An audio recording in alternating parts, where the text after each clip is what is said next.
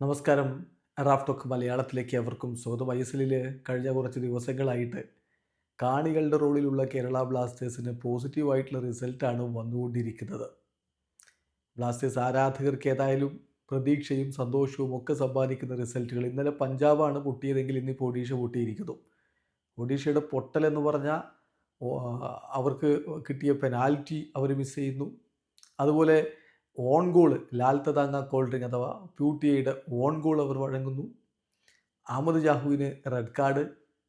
ചുരുക്കത്തിൽ Rahul KP ഗോളടിച്ചിട്ടും Odisha FC തോറ്റു. 2-1 അവർ തോറ്റത്. മത്സരത്തിൽ പ്രസിഡന്റ് ഫെർണാണ്ടസിലൂടെ 29ാമത്തെ മിനിറ്റിൽ FC ഗോവയാണ് ലീഡെടുക്കുന്നത്. പിന്നാലെ 38ാമത്തെ മിനിറ്റിൽ ലഭിച്ച പെനാൽറ്റി ഡിയേഗോ മൊറീസിയോയ്ക്ക് ഗോളാക്കി മാറ്റാൻ കഴിയാതെ പോയി. ആദ്യ പകുതി അവസാനിക്കുമ്പോൾ ഏകപക്ഷീയമായൊരു ഗോളിന് ഗോവ മുന്നിൽ. രണ്ടാം പകുതിയുടെ തുടക്കത്തിൽ തന്നെ ലാൽ തദാങ്ങ കോൾഡ്രിങ് അഥവാ പൂറ്റിയയുടെ ആ ഒരു ഓൺ ഗോള് സംഭവിക്കുന്നു. 2-0 ഒഡീഷ മുന്നിൽ. ഒഡീഷ പുറകോട്ട് പോകുന്നു. FC ഗോവ മുന്നിൽ. തൊട്ടു പിന്നാലെ 54ാമത്തെ മിനിറ്റിൽ രാഹുൽ KPയുടെ ഗോൾ വന്നൊരു പ്രതീക്ഷ അവർക്ക് വരുന്നുണ്ടെങ്കിലും 73ാമത്തെ മിനിറ്റിൽ രണ്ടാമത്തെ യെല്ലോയും കണ്ട് അഹമ്മദ് ജാഹു റെഡ് കാർഡ് കണ്ട് പുറത്തു പോയതോടെ 10 പേരായിട്ട് ഒഡീഷ ചുരുങ്ങുന്നു. കളി അവർ 2-1 പൊട്ടുന്നു.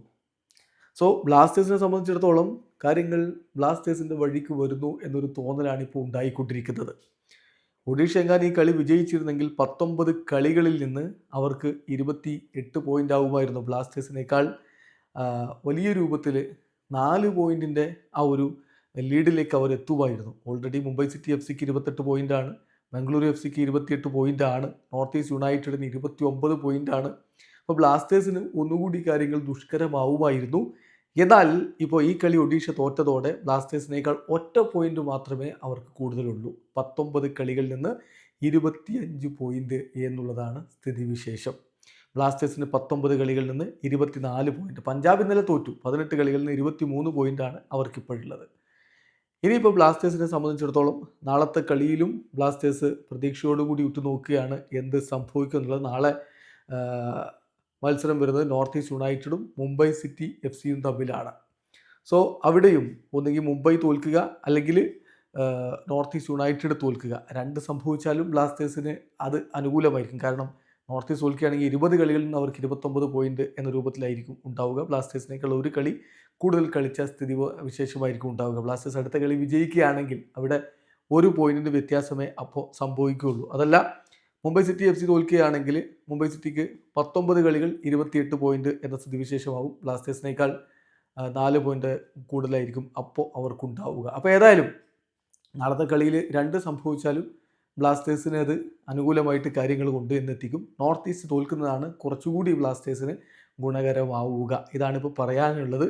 കാര്യങ്ങൾ പതിയെ പതിയെ ബ്ലാസ്റ്റേഴ്സിൻ്റെ വഴിയിലേക്ക് വരുന്നു എന്നുള്ള തോന്നലാണുള്ളത്. അപ്പോൾ പലരും ചോദിക്കും, എന്തൊരവസ്ഥയാണേ, മറ്റ് ടീമിൻ്റെ റിസൾട്ടും കാത്തിങ്ങനെ നോക്കിയിരിപ്പാണ്, അവർ പൊട്ടുമ്പോൾ നിങ്ങൾ സന്തോഷിക്കുന്നു, വല്ലാത്ത അവസ്ഥ തന്നെ എന്ന് പറയും. അങ്ങനെയൊക്കെയാണിടോ ഈ ഒരു പ്ലേ ഓഫും കാര്യങ്ങളും ഒക്കെ.